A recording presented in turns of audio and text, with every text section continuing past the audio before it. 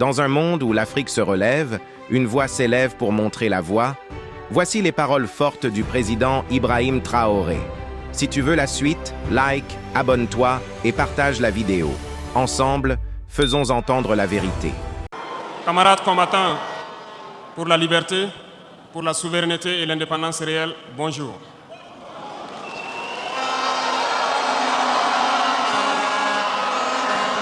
Rendons grâce à Dieu qui a permis à ce que ce jour 11 juillet ait lieu et que nous puissions nous retrouver dans cette cuvette du Palais des Sports pour échanger autour de l'avenir de notre patrie. À l'issue donc de votre décision le 25 mai dernier de nous confier la destinée de notre patrie pour 5 ans encore.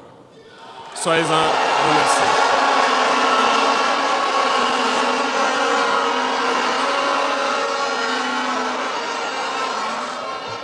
Nous ne voyons pas cela comme un mandat, mais nous avons compris cela comme un message qui nous a été passé. Et le message a été très bien reçu et nous ferons tout pour toujours mériter votre confiance. Permettez-moi également de rendre un vibrant hommage à toutes ces forces de défense, ces forces de sécurité intérieure, nos vaillants volontaires pour la défense de la patrie et toutes ces populations qui vivent dans ces zones à fort défi sécuritaire et qui tiennent debout. Nous leur rendons hommage et nous leur disons merci pour tous les sacrifices consentis pour notre patrie. Je vous demande que nous puissions donc observer 1 minute de silence pour honorer la mémoire de tous ceux qui ont perdu la vie dans ce combat.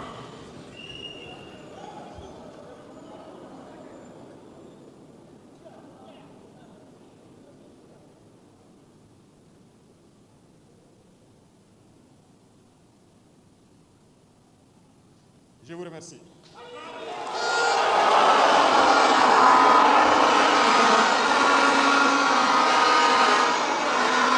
Que les âmes des défunts reposent en paix et que les blessés puissent retrouver bonne guérison.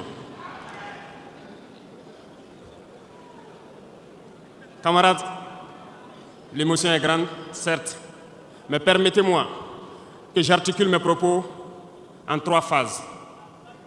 La première phase va concerner l'étape à partir de laquelle je vais vous expliquer comment est-ce que nous voyons ce monde. La deuxième phase, nous allons nous consacrer à vous expliquer pourquoi nous devons continuer à nous battre. Et après, l'étape la plus importante, ça sera de vous décliner de façon sommaire la vision pour l'avenir, si je peux m'exprimer ainsi.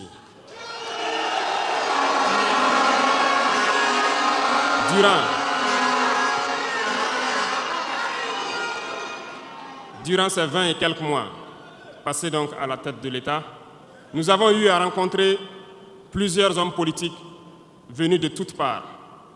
Nous avons rencontré des centaines de diplomates venus de toutes parts. Nous avons rencontré des hommes d'affaires venus d'un peu partout du monde. Nous avons été ouverts à tous ces échanges, à toutes ces discussions pour pouvoir apprendre du monde, pour pouvoir comprendre le monde. Et aujourd'hui, je pense que l'occasion est très belle pour que je puisse vous expliquer quelles conclusions nous avons tirées de tous ces rendez-vous que nous avons eus avec des hommes politiques venus de tous les continents, des diplomates venus de tous les continents. C'est très important.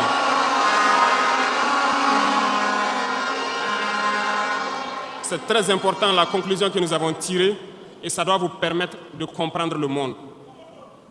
Parce que souvent, dans nos contrées, nous n'avons pas cette perspective de pouvoir avoir accès à certaines personnes qui vont vous enseigner beaucoup de choses à travers leur comportement, à travers leurs propos, et aussi en vous disant comment ils nous voient. Camarades, Dieu a créé le monde avec tout ce qu'il y a comme bonheur, comme malheur, comme bien, comme mal, les humains, les génies, les animaux, et tout ce qui va avec. Mais nous, humains, avons décidé de faire du monde autre chose. Chez les impérialistes, ils ont une vision du monde que je m'en vais vous expliquer. Le monde se résume en un triangle pour eux. Vous verrez le triangle dans la plupart de leurs insignes.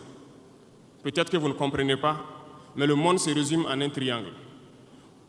Pour eux, au sommet du triangle, se trouve l'empire du bien. Et l'empire du bien, c'est eux. C'est la prospérité, c'est tout ce qui est positif. C'est eux qui ont droit à tout ce qui est bonheur sur ce monde. C'est eux qui ont droit à toutes les richesses. C'est à eux d'imposer leur manière de voir le monde. C'est à eux d'imposer leur vision, leur mode de vie. Voilà pourquoi, pendant la colonisation ou leur conquête, je dirais, ils venaient vers nos terres et ils disaient qu'ils ont découvert nos terres. Parce que pour eux, nous sommes des sauvages. Nous n'avons rien de comme eux, en fait. Donc, ils nous appelaient des indigènes. Et c'est eux, le peuple. Ils s'arrogent tous les droits. Et pour eux, le monde doit marcher comme ce qu'ils veulent. C'est simple. Je prendrai quelques exemples. Regardez à travers leurs films. Ils ont préparé l'esprit de leur peuple pour les faire comprendre qu'ils sont les meilleurs. C'est eux qui doivent tout posséder. Vous ne direz pas le contraire. Dans tous leurs films qu'ils propagent, vous trouverez toujours les méchants. Ce sont soit les Russes, soit les Sud-Américains, soit les Noirs qui jouent les mauvais rôles de trafiquants de drogue, de proxénètes, de trafic d'humains, jusqu'à un passé récent, bien sûr. Vous trouverez les Arabes qui jouent le rôle des terroristes.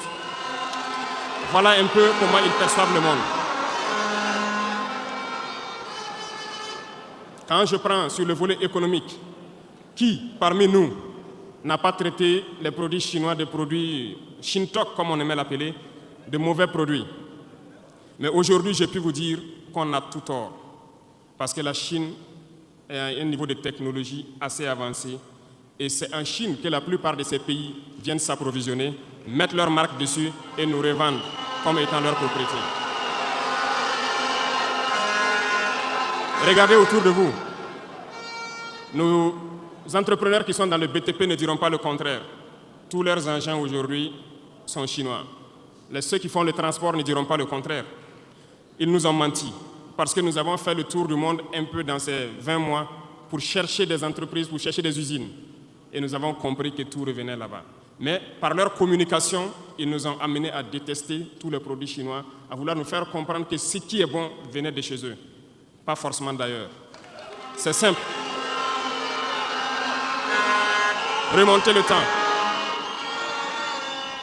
Pour mieux comprendre ce que je dirais, il faut remonter un peu le temps. Et j'espère que certains iront lire. Qui sont les tsars, les conquêtes mongoles, les empires perses, turcs et ottomans?